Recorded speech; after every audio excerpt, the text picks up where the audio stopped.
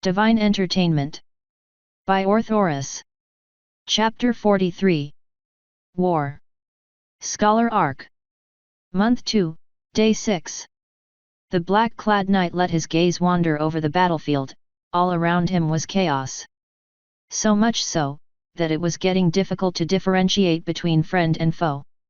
Various explosive spells detonated across the battlefield, kicking up dust and dirt, making visibility poor. His watchful eyes searched for any meaningful sign of movement amidst the chaos, when he spotted his next target. A lone enemy foot soldier carefully advanced through the billowing dirt and debris, keeping an eye out for enemies. He hadn't yet spotted the knight to his right, his dark armor allowing him to blend into his surroundings. Not allowing his newly found adversary any time to react, the knight sprinted towards him, closing the gap between them with a mighty leap, ending the pawn's life instantly by driving his spear through his unprotected neck. Amber made some weird sounds that should probably have been an explosion as Atlas's Black Knight took out one of Amethyst's pawns. You know, if you're bored you could find somebody else to play something with, instead of narrating our every move, Atlas said as he waited for Amethyst's next move in their game of chess. I don't know, Amber thought out loud. This is pretty entertaining. For you maybe, Amethyst grumbled as he moved his bishop along the board, threatening one of Atlas's towers by doing so. The three were currently in the recreational room of their dorm, having retreated there to relax after a long day of studying. At first, it was only Atlas and Amethyst who had decided to engage in a game of chess, until Amber plopped down next to them, seemingly bored. Since the two of them didn't want to let their game end in a draw, Amber had to wait for them to finish, which seemed to bore her even more. As both players took their time to think over their moves, it left Amber with ample time to narrate the whole thing. While Atlas found it quite amusing how intricate the story had become at this point, Amethyst was obviously bothered by it. A fact which he brought up every so often, claiming it disturbed his concentration. "Aw, come on!" Amber whined. "You guys have been playing for almost half an hour now, it's not my fault you guys are so slow. Just go play something else while we finish this," Amethyst almost begged. "Please." "Well, I for one, find her story quite amusing," Atlas retorted as he moved his tower out of the way. "Especially the part about how your queen was betrayed by a simple citizen seeking an audience." Atlas smirked at Amethyst who shot him an annoyed look back. Due to a stupid mistake, Amethyst lost his queen to one of Atlas's pawns early on in the game. Something that Atlas found highly amusing, therefore he rubbed it in his face every chance he got. "I'm still going to beat you, though," Amethyst said, moving his own tower to a seemingly random spot on the board. "Even without my queen." The smirk on Amethyst's face told Atlas all he needed to know. He had something planned, possibly derived from one or two of Atlas's most logical next moves. Shaking his head slightly, Atlas did what Amethyst would least expect. Currently, no pieces of his were in immediate danger, so he simply moved his king one field forward. "What?" Amethyst cried out with a frown on his face. "Why would you move your king in this situation? That doesn't make any sense."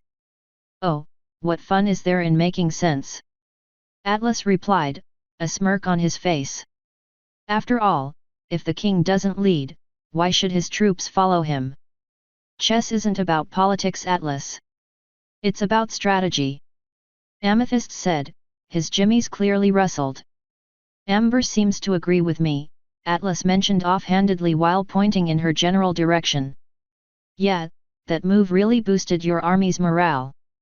I'm sure they'll fight even more fervently to protect their kingdom now." Amber cheered. Amethyst put his head between his hooves in frustration, peeking through the gap to observe the board. He remained silent, contemplating his next move as Amber started to tell a heart-moving story about one of Atlas's pawns who had almost lost hope at this point but joined the battle with renewed vigor as he saw his king charge straight at the enemy forces. As time went on without a decision from the purple unicorn, Amber's story got increasingly more ridiculous. During Amethyst's attempts to shut her ramblings out, he spotted something which Atlas seemed to have missed when he previously moved his king just to make a point. He grabbed his white knight and moved him into position. "Check," Amethyst announced happily after making his move. Atlas just gave him an unamused glance while he moved in his queen from the side to eliminate Amethyst's knight. "Checkmate," Atlas replied, letting Amethyst know that he fucked up. Atlas enjoyed watching Amethyst going through the stages of loss while Amber fiercely continued to retell her impromptu story. At first, he furrowed his brows in denial, trying to figure out what just happened. His eyes scanned the board for where he went wrong until he realized how hard he was played. "What?" Amethyst shouted, clearly upset. Anger, most likely at himself for not having seen the obvious ploy of the enemy commander. "That was unfair." Amethyst spat. Amber was talking the whole time, that was psychological warfare by an outside force. "I demand a rematch." Bargaining. It seemed like a sound argument at first glance, albeit, it was flawed. "I was subject to the same conditions, your point is moot," Atlas calmly stated. But, I'm the best at chess around here," Amethyst whined as he plopped back into his chair, defeated. "It can't be." Atlas raised a brow at Amethyst.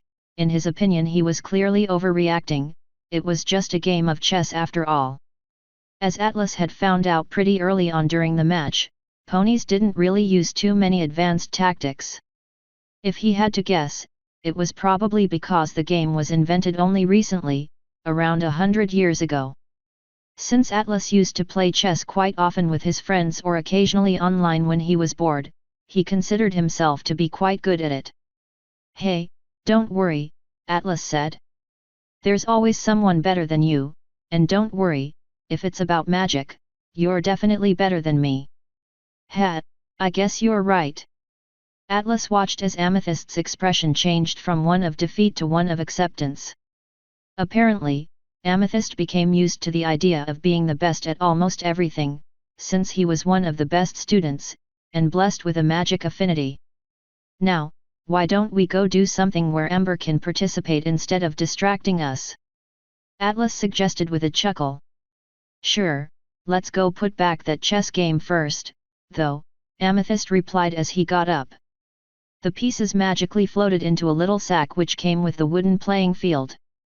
They shared a laugh at Amber, which was still enthusiastically telling her tale, seemingly oblivious to their conversation.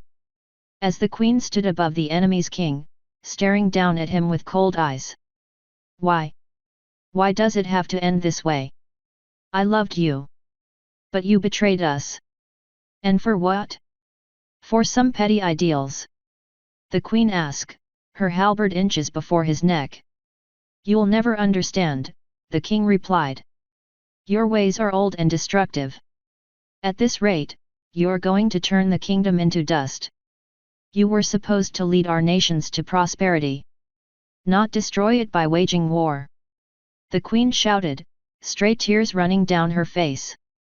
Amber was so into her story, she continued acting out the parts of all the characters, drawing quite a few eyes from nearby ponies. When switching between positions she noticed her two new friends walking away from their table. Apparently, they were finally done. "Hey, guys! Wait for me!" Amber called out to them, a smile spreading on her face. Asterisk. Atlas turned in bed, rolling onto his back. After an exciting evening full of fun and games with his friends, they had retreated to their respective rooms. The only light in the room was the moon outside, illuminating the room with its soft glow. Amethyst had fallen asleep almost as soon as he'd made contact with the bed, leaving Atlas to his own devices. He was currently lying in bed, in his hoof resting the pendant he'd got from White Mallow a while back. He lifted it above himself, letting the moonlight wash over the rune that was etched into the stone. The piece of jewelry taunted him with its very existence. When he got back the day he received it, he showed it to Amethyst to see if he'd ever heard about anything similar. Amethyst flat out told him that nothing like this existed. For one, the idea of using runes was ridiculous, since one could just imbue an object directly with magic to achieve the same effect. Probably with even greater efficiency. Also, the history of magic was apparently documented painstakingly. If there was such a thing as runic magic, you'd learn about it in magical history class. Afterwards, Atlas did some research on his own by reading various books in the library, even going so far as asking some teachers about it. But every time he asked, the same answers presented themselves to him. There is no such thing, and that old stallion was probably just fibbing you. Atlas believed the old stallion, though it was just too much of a coincidence for something from his own world to just appear here for no reason. The fact that no one else seemed to know anything about this pointed to the fact that this was intentionally placed here by someone. He was aware that this could just be a trap set specifically for him by the Greek pantheon, but he assumed that if it was, it would have already gone off in his face when he got it. It was then that he decided he was going to find out what this was all about. No matter how much research it would take him, he'd get to the bottom of this. All students were to take up a specialization once they got into second grade, and he fully intended to make runic magic his. He'd probably get laughed at first, but once he produced results they'd have no chance but to acknowledge it.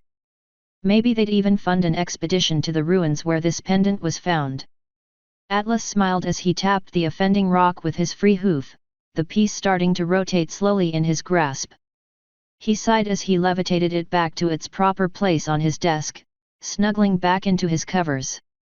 Yes, he was sure that this was what he wanted to do. But those were things he'd worry about in the future. For now, learning some more magic and making friends was in order. He'd just have to take things one step at a time. One step at a time. Author's note. Alright, the setup has been completed as far as I'm concerned. Commence the time skips. We will now enter the scholar arc proper, after like 12 chapters of setup lol.